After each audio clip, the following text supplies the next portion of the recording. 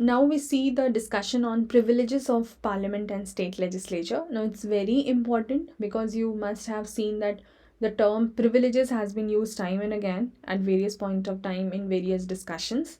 So now you'll understand its meaning and the dimensions to it. Firstly, when we talk about the meaning of this, what this privilege of parliament or legislature is all about. सो आपको पता है in general terms also what is this privilege, जहाँ पे हम कुछ special consideration कर रहे हैं, ठीक है. सो द स्पेशल राइट्स और इम्यूनिटीज़ और इवन द एग्जेम्पशंस, कुछ छूट जो है अगर वो दी जाती है, कुछ इम्यूनिटीज़ दी जाती है, किसी चीज़ से बचाना होता है वहाँ पर, या कुछ स्पेशल अधिकार हम देते हैं which is enjoyed by the parliament or state legislature, their committees and even the members. तो पार्लियामेंट और state legislature as a whole या फिर उनकी कमिटीज़ या उनके मेंबर्स, ये सब पर लागू होता है. These privileges are for all of these, right. What is the aim behind having such privileges? We intend to secure the independence and effectiveness of the actions of either, let's say, members or committees or parliament or legislature as a whole. Constitution क्या करता है? Constitution कहता है that the privileges are extended to those persons entitled to speak and take part in the proceedings of House of Parliament, state legislature और committees. कि ये जो लोग हैं जो कि इन सब जगह पर पार्टिसिपेट कर सकते हैं, ठीक है, या फिर वहाँ पर बोल सकते हैं, उस केस में हम वो प्रिविलेजेस देते हैं. And it includes the attorney general और द एडवोकेट जनरल और the state ministers and the union ministers also. ये पॉइंट तो खैर हम पहले देख चुके हैं. However, this privilege of speaking or participating does not extend to president or governor. तो president और governor houses में आके बोलते नहीं हैं या participate नहीं करते हैं. वो address जो था वो that is a different thing, but rest we are talking about. अच्छा, अब ये जो privileges हैं वो दो categories की होती हैं which is enjoyed by each house. दोनों houses को मिलता है collectively and also enjoyed by the members independently, यानी individually. तो this is for the house as a whole and also members individually. So first we see the collective privileges which is available to the house as a whole, and then we'll see the individual privileges. अच्छा, तो collective privileges में क्या क्या आता है? First, right to publish its reports, debates and proceedings and to prohibit others for publishing the same. Please focus. अधिकार है house को, you know, overall as a house, as a group, the right to publish its report. House का कोई भी report है, कोई भी debate है, कोई भी प्रोसीडिंग की डिटेल्स है, उसको वो पब्लिश कर सकते हैं, वो उनका अधिकार है. And also they can prohibit the others for publishing the same. अगर कोई और उसको पब्लिश करने की कोशिश कर रहा है तो आप उसको रोक भी सकते हैं, हाउस उसको रोक भी सकती है. 44th अमेंडमेंट एक्ट से क्या हुआ? It restored the freedom of press to publish. क्योंकि अभी आप बोलोगे कि अगर दूसरों के अलाउड नहीं है तो प्रेस हमें कैसे ये सब चीज़ें दिखाता है? हम लाइव प्रोसीडिंग्स देखते हैं, हमें रिपोर्ट्स मिलती हैं, न्यूज़पेपर में आता है, सब कुछ होता है. तो पहले ये था, बट फिर 44th अमेंडमेंट एक्ट में क्या हुआ कि प्रेस को, not to any random person, but press को फ्रीडम मिला कि वो ट्रू रिपोर्ट्स दे सकते हैं हमें, ट्रू रिपोर्ट्स, ठीक है. ये आपको ध्यान रखना है. जो भी पार्लियामेंट या स्टेट लेजिस्लेचर की प्रोसीडिंग्स हो रही है, इसलिए लाइव जो होता है वो क्या होता है? तो ट्रू रिपोर्ट होता है, बिकॉज जो वहाँ हो रहा है आप उसको सीधे सीधे देख पा रहे हो. तो अगर ट्रू रिपोर्ट है तो वो अलाउड है even without prior permission of the house. लेकिन ये अगर हाउस की कोई सीक्रेट सिटिंग है तो वहाँ पर एप्लीकेबल नहीं है, but something which is allowed to be seen by the country and the people, वहाँ पर प्रेस को परमिशन है to show that true report. अच्छा, सेकेंड प्रिविलेज जो है collectively, which is excluding the strangers from proceedings and holding secret sittings. अब ये क्या है कि strangers को हम exclude कर रहे हैं from proceedings. हम दूसरों को मना भी कर सकते हैं अगर हम चाहें तो. एंड हम ऐसे तो आपका जैसे कि पब्लिक अलाउड होती है, ठीक है, वहाँ पे एक ऑडियंस का प्लेस होता है, पासेस मिलते हैं एंड आप देख सकते हो प्रोसीडिंग्स, फिक्स्ड आपका टाइम स्लॉट होता है, वहाँ पर आप देख सकते हो. बट अगर ज़रूरत है तो वो स्ट्रेंजर्स को प्रोसीडिंग से एक्सक्लूड भी कर सकते हैं और सीक्रेट सिटिंग्स होल्ड करा सकते हैं, ये हमने पढ़ा हुआ है.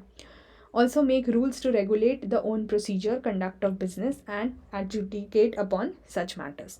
तो हाउस का कोई भी इम्पॉर्टेंट प्रोसीजर होना है, उसको कैसे रेगुलेट करना है, अपना बिजनेस कैसे कंडक्ट करना है, कोई भी इंपॉर्टेंट मैटर पे एडजुडिकेट कैसे करना है, ये सब अधिकार किसके पास है? हाउस के पास है, कलेक्टिवली। ठीक है। Next, it can also punish the members और outsiders for breach of privilege और इट्स कॉन्टेम्प्ट। तो अगर किसी मेंबर ने और किसी आउटसाइडर ने अगर इस प्रिविलेज को ब्रीच करा है, कोई भी प्रिविलेज जो इनको इतने सारे मिल रहे हैं उसमें से किसी को ब्रीच करा है, या उसका कॉन्टेम्प्ट यानी मानना करिए उस आपका वो काइंड ऑफ डिसरिस्पेक्ट करा हुआ है, तो पनिशमेंट मिल सकती है। The right to receive immediate information of arrest, detention, conviction, imprisonment and release of members. Please note, house के कोई भी मेंबर को अगर अरेस्ट किया जाता है, उनको डिटेन किया जा रहा है, उनको किसी चीज़ में कन्विक्ट किया जा रहा है, जेल डाला जा रहा है या रिलीज़ भी किया जा रहा है, any of these things if happening to any member of the house के पास अधिकार है to receive the immediate information of such things happening. The House also has the right to institute inquiries and order the attendance of witness and send them for relevant papers and records. जो भी witness होंगे किसी भी ऐसे matter में, उनकी inquiry, उनका attendance को ऑर्डर करना, कहाँ है भाई बताओ, वो सब पूछना, और फिर कोई भी इम्पॉर्टेंट पेपर है उसको रिकॉर्ड है उसको भेजना, वो सारी चीज़ें, वो अधिकार किसके पास है? हाउस के पास है, collectively.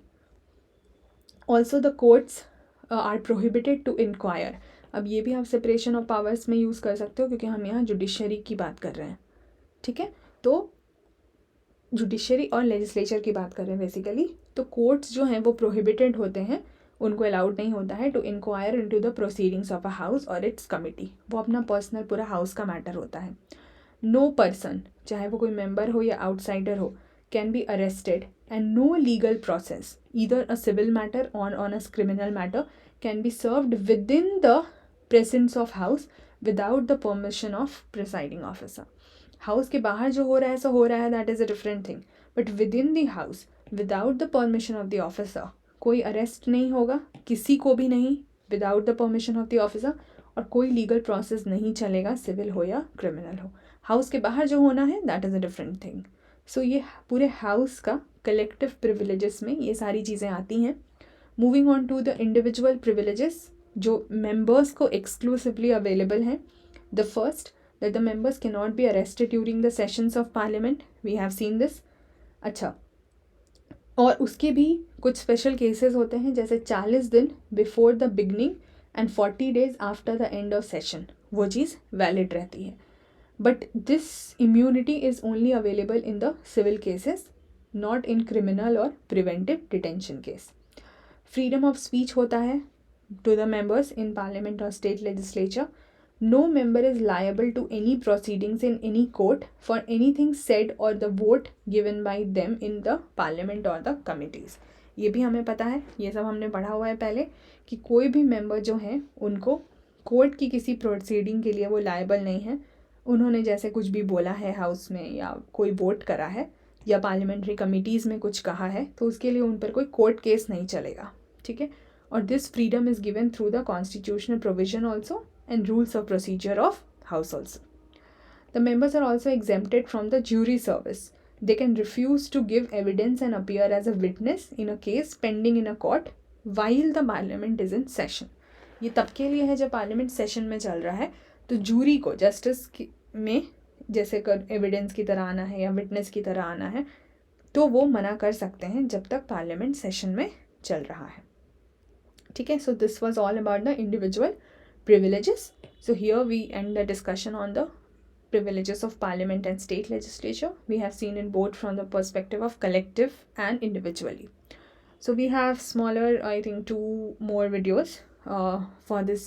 In fact, not 2, but just for the legislature 2 more videos. But then if we go on to see the committees etc, वो थोड़े से और बढ़ेंगे. But in couple of videos we'll be wrapping up the section on legislature very soon. So see you guys in the next video. Bye bye, take care.